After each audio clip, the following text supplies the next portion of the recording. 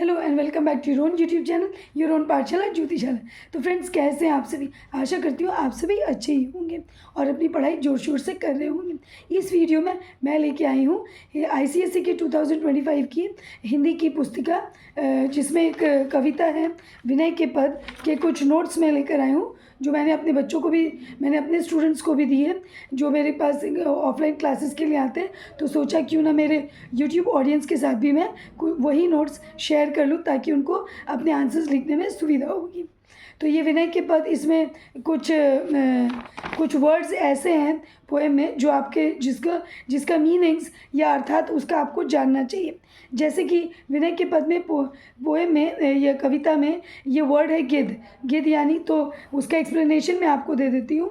गिद्ध से कवि का संकेत गिद्धराज जटायु से है। जब रावण सीता का हरण करके आकाश मार्ग से लंका की ओर जा रहा था तो जटायु ने सीता को पहचान लिया और रावण से उन्हें मुक्त करवाने के लिए उससे युद्ध किया। कुछ देर युद्ध करने के बाद जटायु बुरी तरह घायल होकर गिर पड़ा। तब राम और लक्ष्मण सीता जी को खोजते खोजते उस मार्ग से गुजरे तो जटायु ने उन्हें सारी कथा सुनाई और श्री राम के हाथों में ही अपने प्राण त्याग दिए। श्री राम ने जटायु को मुक्ति प्रदान करी। तो ये था गिद्ध का कॉन्टेक्स्ट जो कि कविता में है और जो कि आप अपने आंसर्स में फ्लो कर सकते हैं। नेक्स्ट है सबरी। शबरी एक वनवासी जाति शबर की महिला थी। तो दैट इज़ जाति शबर जाति थी, उसकी महिला थी। वह श्री राम की परम भक्त थी। जब राम वन में जाते समय उस रास्ते से गुजरते हुए उसके आश्रम में पहुँचे तो शबरी ने अपने आराध्य श्री राम को मीठे बेर खिलाए। किंवदंती यह भी है कि शबरी ने प्रत्येक फल को चख कर देखा था कि उनमें कोई खट्टा बेर तो नहीं है। श्री राम ने अत्यंत स्नेह से उसके बेर खाए और उसे सद्गति प्रदान की। तो भावना विभोर में सबरी ने झूठे बेर ही राम जी को खिला दिए थे। तो ये भी ये भी एक भक्ति दिखाती है कि सबरी कितनी राम भक्ति में लीन थी, कि वो नहीं चाहती थी कि राम जी एक भी खट्टे बेर खाए। तो उन्होंने भावना में बहकर राम जी को चक्कर हर एक बेर जो थे वो मीठे चक्कर ही राम जी को खिलाए। Next, coming to Ravan context. Ravan Lanka का राजा था जो महाप्रतापी और महाबलवान था। वह शिव का अनन्य भक्त था। उसने अपने सिर काट कर शिव से अनेक वरदान एवं लंका की संपत्ति प्राप्त की थी। रावण ने सीता का हरण कर लिया था, जिसके कारण श्री राम ने उससे युद्ध किया और उसका वध किया। ये था रावण का कॉन्टेक्स्ट। कमिंग टू विभीषण जो रावण के भाई थे। विभीषण लंका के राजा रावण का छोटा भाई था। रावण अत्यंत अहंकारी, दुष्ट तथा क्रूर था, जबकि विभीषण राम का भक्त, चरित्रवान तथा उदार था। विभीषण ने अपने भाई को सीता को वापस करने तथा श्री राम की शरण में जाने की सलाह दी थी। वह रावण ने न केवल उसका अपमान किया अपितु उसे लात भी मारी। विभीषण लंका को छोड़कर श्री राम की शरण में आ गया था। रावण को पराजित करने के बाद राम ने विभीषण को लंका की सारी संपत्ति एवं राज्य दे दिया। तो ये तो था विभीषण का context. Next, coming to Vaidehi. ये विनय के पद में ये जो कविता है इसमें वैदेही के बारे में भी व्याख्या की गई है। तो मैं आपको बता देती हूँ इस व्याख्या का अर्थ क्या है। वैदेही सीता का ही एक नाम है। विदेह राजा जनक की पुत्री होने के कारण उनका नाम वैदेही पड़ा। वैदेही वनवास में भी अपने पति श्री राम के साथ थी। उसका हरण रावण द्वारा कर लिया गया था, जिसके कारण श्री राम ने लंकाधिपति रावण का वध किया।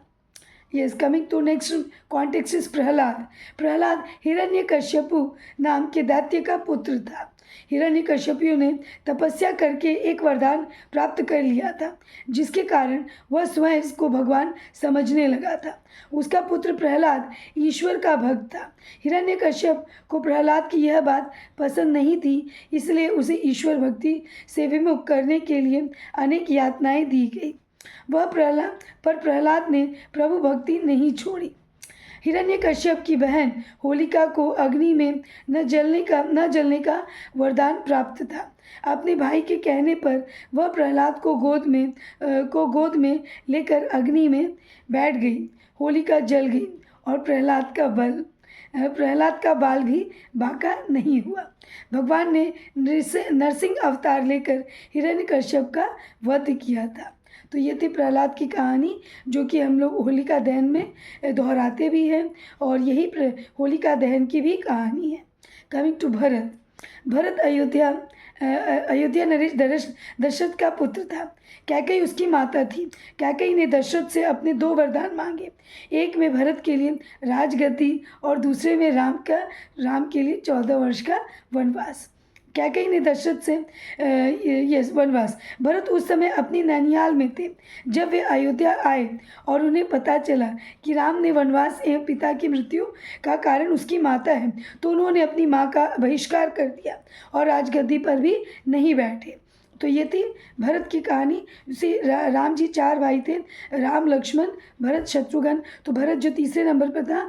तो जब कैकेयी ने ये 2 वरदान दशरथ जी से मांगे, तो वो अपने नैनियाल गया हुआ था, वो अयोध्या में उपस्थित नहीं था। लेकिन जब वो वापस आया तो उसे मालूम चला, तो उसने ना राजगद्दी में बैठा और अपनी माँ का भी त्याग किया, और उसके उपरांत वो वन में भी गया राम जी को ढूंढकर वापस लाने के लिए। तो ये थी भरत की कहानी। कमिंग टू बलि गुरु भगवान विष्णु ने वामन अवतार लेकर राजा बलि से 3 पग भूमि मांगी थी।